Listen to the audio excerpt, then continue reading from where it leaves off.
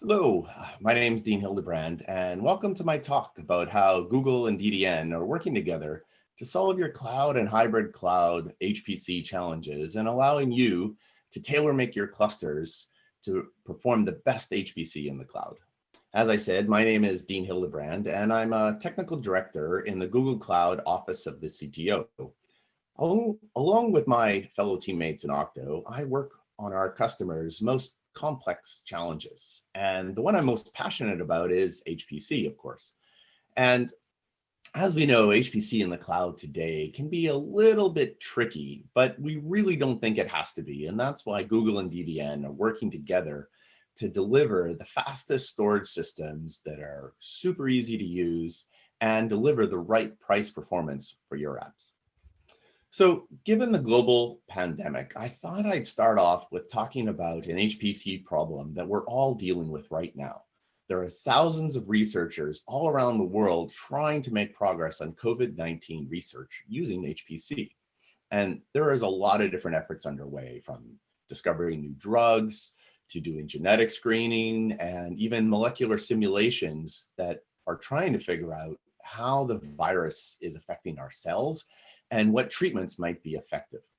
And so all of these researchers need a lot of HPC computing power. And that's why Google has teamed together with other companies and the federal US government to join a consortium to deliver the highest performing computing resources in the fight for COVID-19 research. But what do these researchers need? They're all around the world, so they need to be able to collaborate. And they also, because of the urgency of the need, they need access to the latest technology, and they need it now. They can't wait 6 months for a full procurement cycle to go through. And so these reasons, among many others, are why many institutions are moving to a hybrid cloud HPC model for the fight against COVID-19. But I think it applies much broader in our lives, because cloud offers them all of the scale and flexibility that they're looking for by taking their on-prem systems and then extending it and all the resources that they need. They get all of the security and reliability that they're used to from all of their on-premise environments. And by integrating all these extra resources, they're really reducing their time to insight at the right price performance. And so Google Cloud is delivering all the high performance computing needs that you need, from storage, networking, and compute, of course. But today, let's talk about our partners, because we all know that HPC cannot be tackled alone. It is a wide consortium of companies and organizations and open source tools that enable researchers to make progress in HPC. And so that's why Google is working with a wide swath of partners across all the different needs that these researchers have. Now, of course, today, let's talk about DDN. And so when you're going to work with a cloud and you're going to work with one of their partners, what you're going to want to make sure of is that that their software has been designed and tailored for that specific cloud, right? You want to make use of the best resources in there and do it in a way that makes sense for that architecture. The second thing is you're obviously going to want to have quality technical support that's at the same level as the cloud that you're using.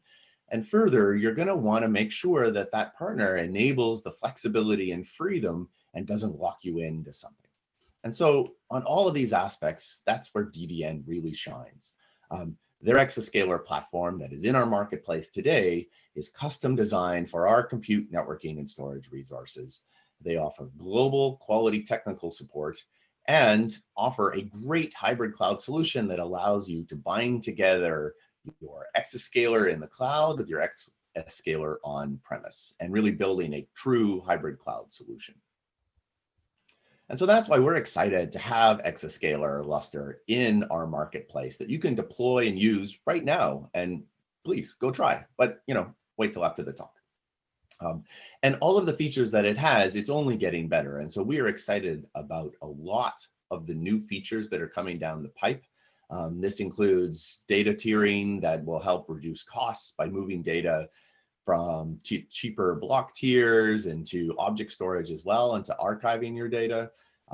We have node job monitoring that will give you insights into how your jobs are doing, as well as data flow that will allow you to back up and archive and really move data around in a way that makes hybrid computing really easy to do.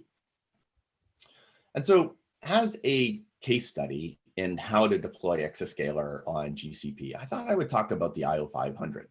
And I'll make a note that Google and DDN are the only ones that have submitted to the IO500 as a set of partners, where it's not an individual taking someone else's stuff. It is us working together in a partnership and coming up with the best results we can.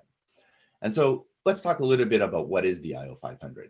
Some people think, well, it's obviously the top and fastest storage systems that exist on the planet. And yeah, they're somewhat true, but actually what it is much more than that. What it is a list of the performance metrics of a set of HPC storage systems, and up to 500 of them. And it gives you all of the things they did well and all the things they didn't do well. And so by having multiple entries into the IO500, what you can see is where the different kind of configurations shine and do really well, and in which ones they don't.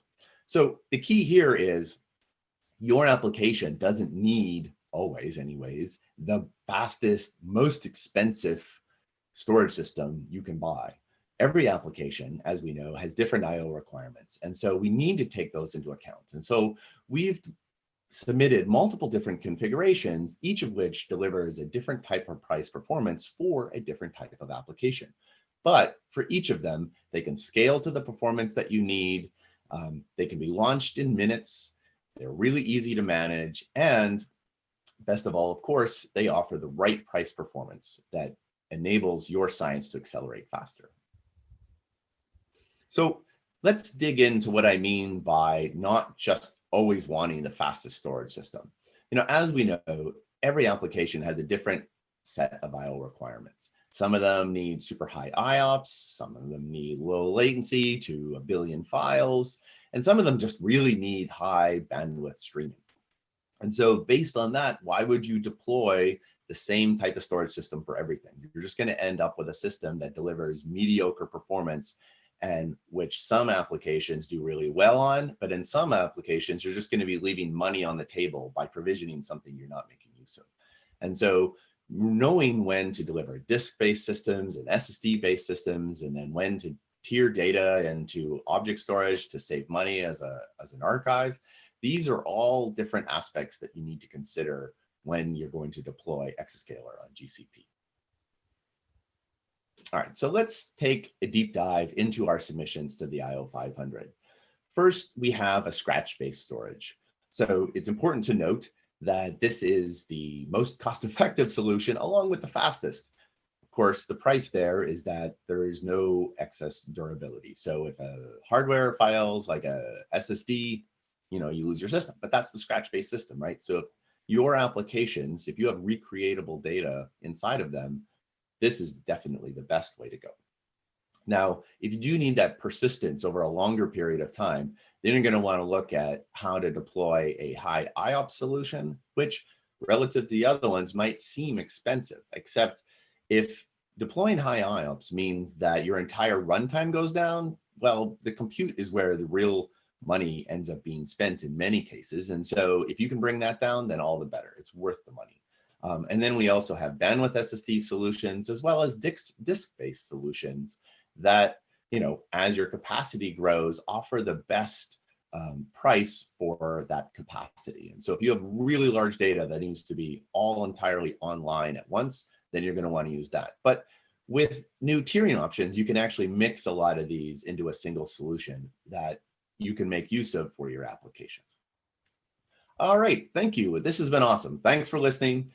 Please check out our website, read our blog. If you're part of the public sector, please join our public sector summit that's coming up soon.